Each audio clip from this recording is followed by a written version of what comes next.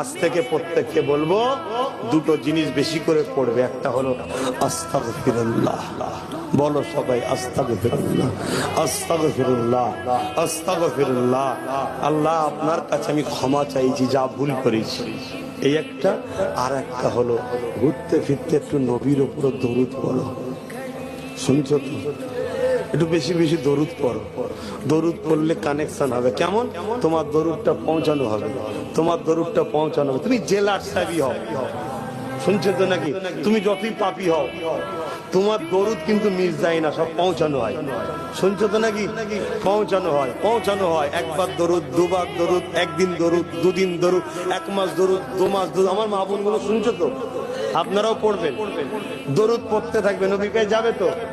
একদিন যদি দয়াল নবী বলেন, এ ফেরেশতা পর্দাটা সরা, আমার গোলামটাকে একবার দেখি, জোরে বলুন সুবহানাল্লাহ।